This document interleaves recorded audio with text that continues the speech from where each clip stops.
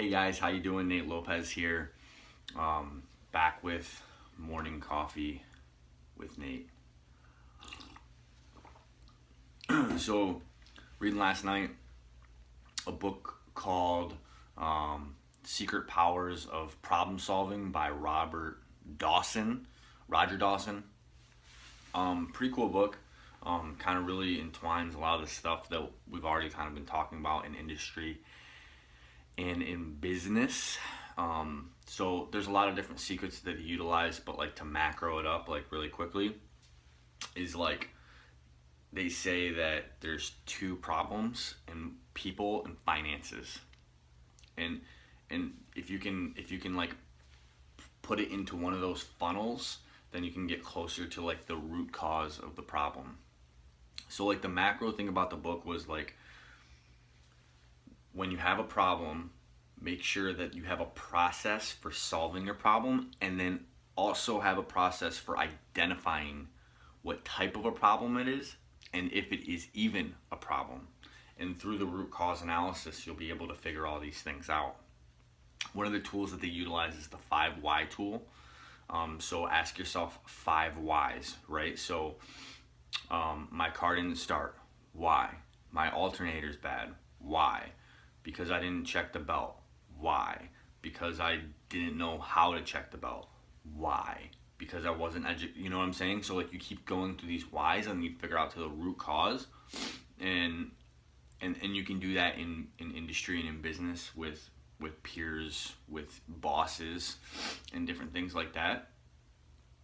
One of the biggest tools successful people used in this book was to reflect. So, and reflection is not procrastination, but it is also a tool that is used to not make very quick actions.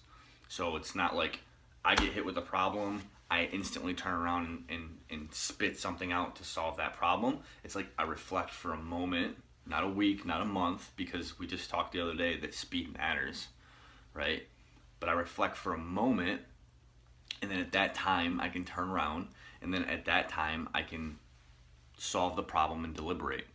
Every great person, every great leader, I should say, has a process for solving problems. Every single one. They have a process. Some use intuition, some use gut. So two of the macro things that I took away from this book that were really powerful to me was, one is develop a process. Everybody's process is going to be different for problem solving, right? We all have a zillion things that are inputs that are coming at us every single day.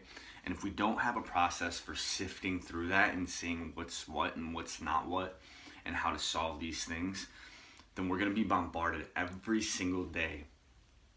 I was listening to something that Tony Robbins said the other day is that something will go wrong every day, right? Whether it's little, big, something small, whatever, there's something in your life that's going to happen every single day.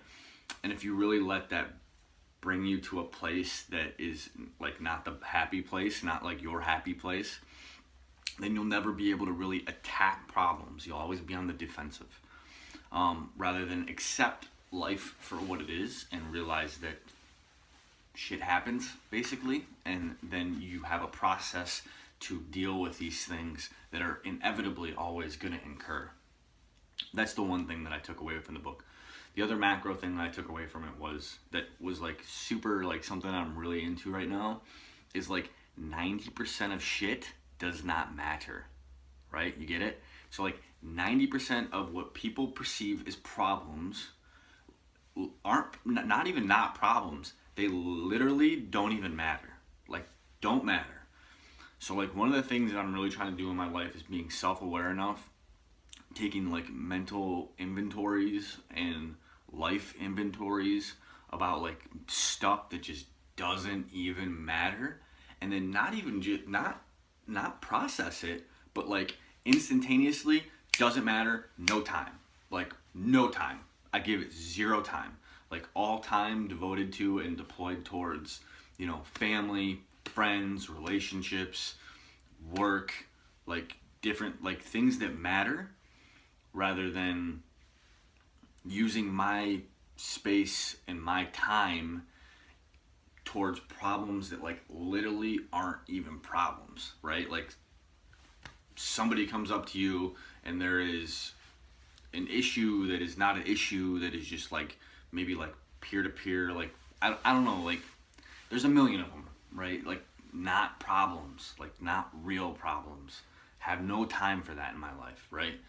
And how to like pivot, like in the workplace, right? Like how to pivot and like understand how to have conversations around those things, right? Like different like dramas or like different like workplace dynamics or something like that you might have. How to pivot professionally around those things and not just, you know, reply back, I have no time, like get out of my face, but like in your head thinking like, I have no time for this, like I'm actually trying to solve problems, like real problems. So that's something that like I'm really trying to figure out right now, and I haven't gotten there. I'm still trying to learn about it more and like figure it out and understand it in myself.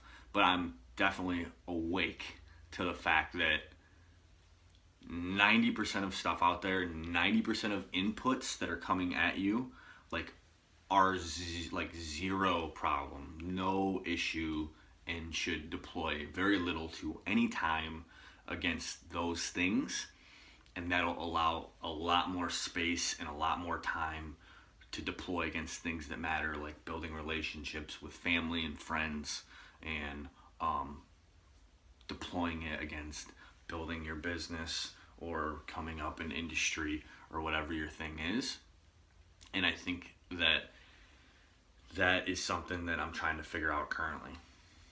So that is Morning Coffee with Nate, episode 2. See you guys tomorrow.